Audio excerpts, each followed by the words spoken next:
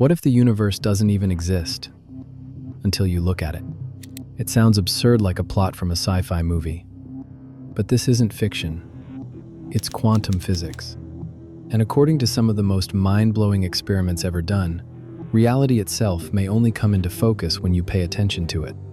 Let's break this down. Imagine you're holding an apple. Then you set it down and turn your back. Here's the question. Is it still there when you're not looking? Your gut says, of course. But quantum physics raises an eyebrow. Because in the world of the ultra-small atoms, electrons, particles, things don't behave like they should. They don't exist in any one place or state until they're observed. Back in the early 1800s, physicists tried a simple experiment. It became one of the most unsettling tests in science, the Double Slit Experiment. Here's what they did. They set up a screen with two narrow slits and fired tiny particles like electrons one by one. Behind the slits was a detector to see where the particles landed. Now, logically, you'd expect the particles to behave like tiny balls, going through one slit or the other and making two vertical marks on the back screen. But that's not what happened. When they weren't watching closely, the particles created an interference pattern, the kind you'd get from waves, not particles. It was as if each particle split in two, went through both slits at once, and interfered with itself. Reality just got weird. So scientists thought, let's watch what's happening more carefully. They placed a measuring device at the slits to see which path each particle took. And suddenly, everything changed. The interference pattern vanished.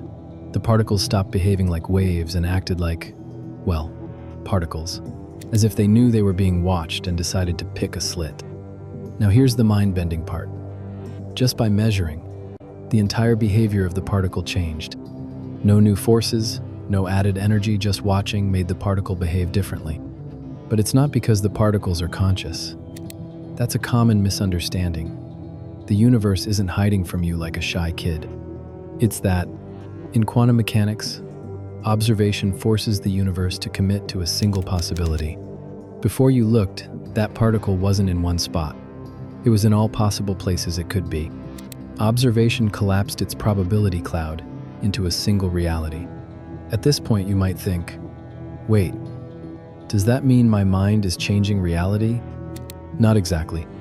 In quantum terms, observation doesn't mean awareness, it means interaction. When a particle interacts with another system, a detector, a photon, anything that causes it to collapse into a fixed state, that's a measurement. Think of it like trying to find a tiny ping pong ball in a dark room. You throw a basketball to bump into it. The moment the basketball hits the ping pong ball, it moves. Now you know where it was. But you've changed it just by measuring. So it's not your consciousness doing the trick. It's the act of disturbing the system to learn about it. But the implications are still massive. Let's add another layer, the Heisenberg uncertainty principle. It says that no matter how clever we get, we can't know both the exact position and the exact momentum of a quantum particle at the same time. It's not that we're bad at measuring.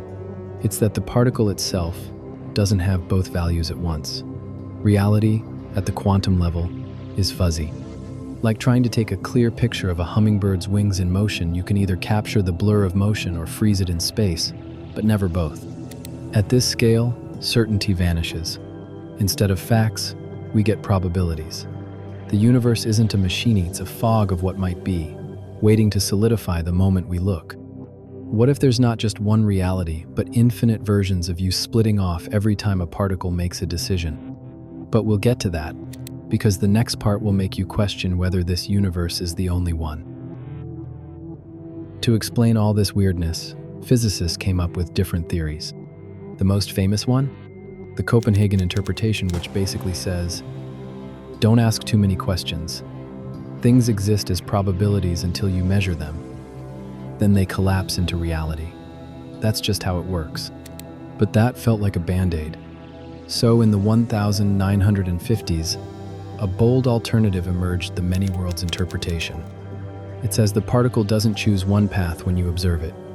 Instead, it takes all possible paths, each in a different universe. So when you looked at the particle, you didn't force a decision.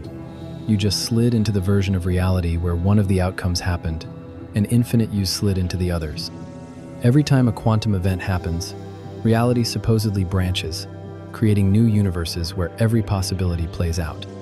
It's a wild idea, but it neatly explains the double slit experiment without requiring the universe to act differently when you're watching. Still, there's a catch. We can't test it. Not yet.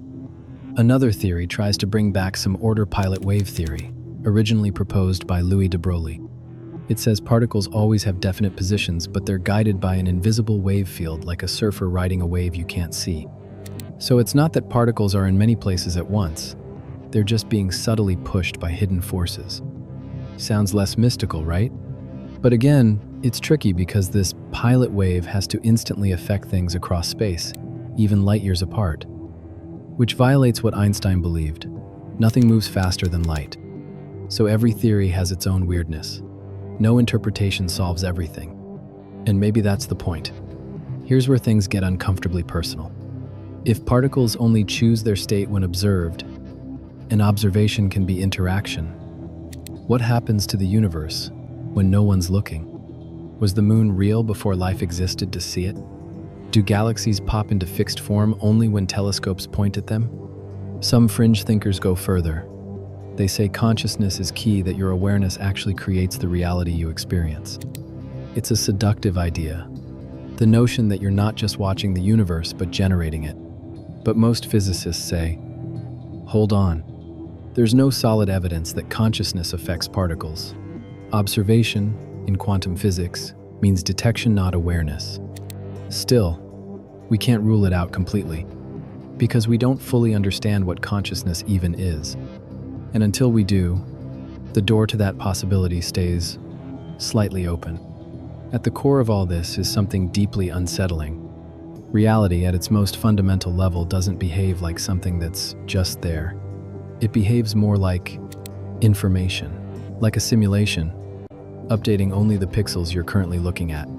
You don't render the whole video game world, just what's in front of your character. What if the universe works the same way? Of course, that's just speculation. But it's not science fiction anymore. It's a question scientists are genuinely exploring.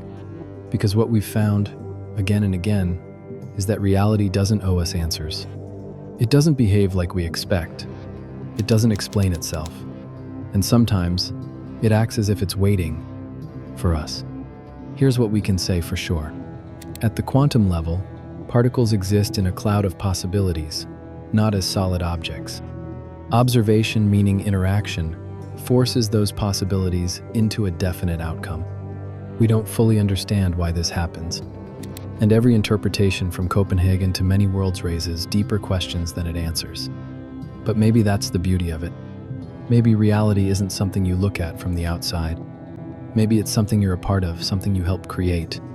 For centuries, we believed the universe was like a giant clock, predictable, mechanical, and always ticking forward whether we watched it or not. But quantum physics shattered that illusion. Now, we know that on the smallest scale, reality doesn't sit still waiting for us to find it. It flickers in and out of possibility, never fully real until something notices it, until something measures it. And maybe, until you do, it's not just particles and waves and equations. It's a silent question woven into the fabric of the cosmos. Does reality exist without you? And if not, what does that say about your place in the universe? Maybe the universe isn't something you're in, but something that responds to you.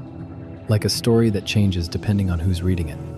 Like a simulation that only renders when you turn your head. Like a dream that doesn't take shape until you begin to live it. So the next time you walk away from your desk, close a door behind you, or drift off to sleep, try asking yourself something unsettling. What happens to the world when I'm not looking? Is your room still there when no one's inside it? Are the stars above still burning when no eye is watching? Or is it possible that the universe is more like a question mark than an answer? A strange, elegant riddle that doesn't quite exist until you do. And if that's even partly true, then reality isn't just out there waiting to be discovered. It's something you might be shaping every time you open your eyes.